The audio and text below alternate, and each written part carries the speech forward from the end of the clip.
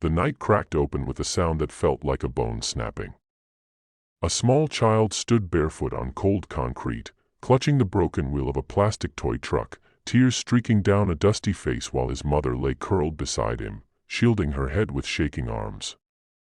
The factory gates loomed behind them like a silent witness, rusted and uncaring, as the child's cries echoed into the dark.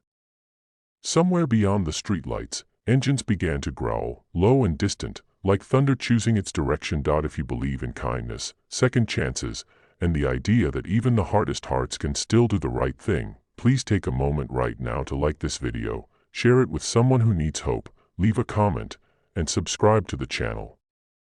Your support keeps stories like this alive. The factory had once promised work and dignity, but over the years it became a place of fear. Shifts stretched longer, wages grew thinner, and the supervisors learned that silence was cheaper than fairness.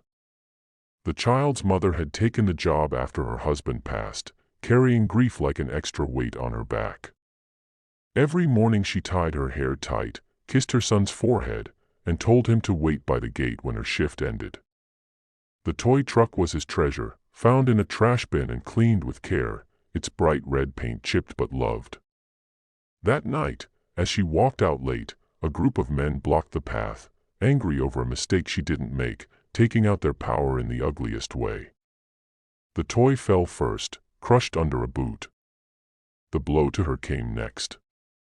The child learned too early how cruelty can feel casual. Across town, a line of motorcycles rolled out from a dim parking lot, chrome catching the light like stars. The bikers were men and women with stories etched into leather and skin, people the city often judged before knowing. They rode together not for chaos, but for a code forged from loss and loyalty. One of them had seen the child earlier that week, waving the toy truck at passing bikes, eyes wide with wonder. Another had once been that child, watching his mother work herself thin while the world looked away.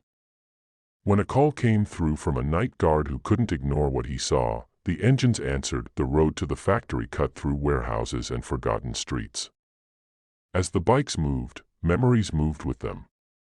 The leader remembered the day his own brother didn't come home from a shift like that.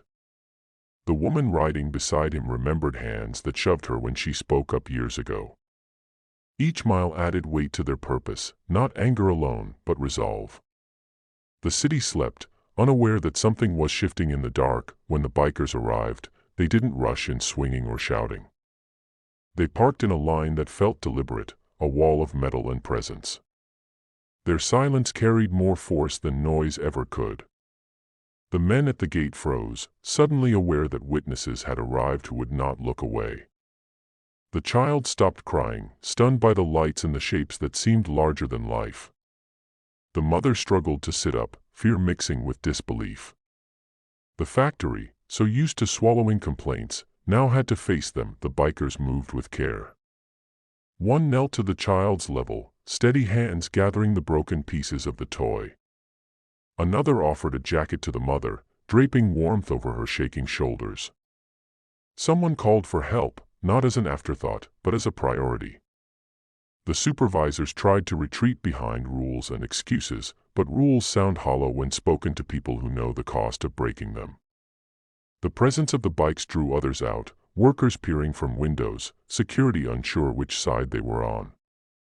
Power, once concentrated, began to thin. News travels fast when truth finally has a voice.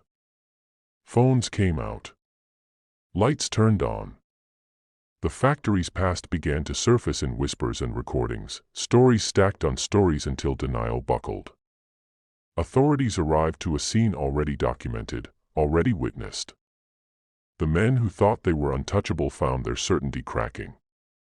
The mother was taken to be treated, her hand gripping her son's as if anchoring him to a safer world.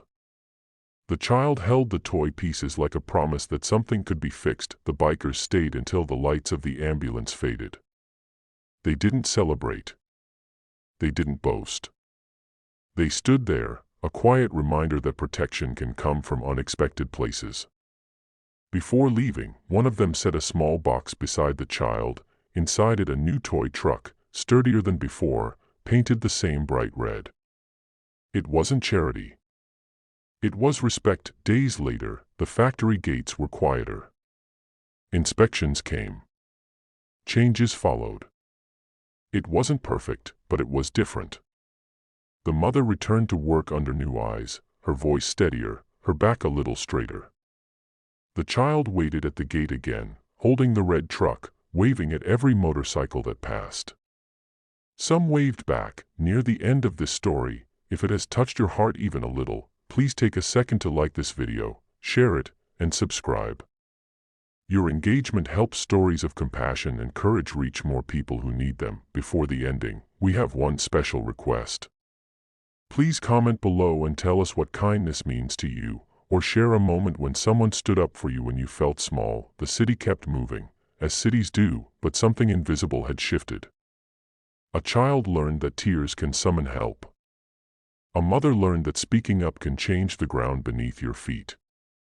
And a group of bikers rode on, engines humming, carrying with them the quiet knowledge that sometimes justice arrives not with sirens, but with solidarity, and that even in the darkest places, someone is listening.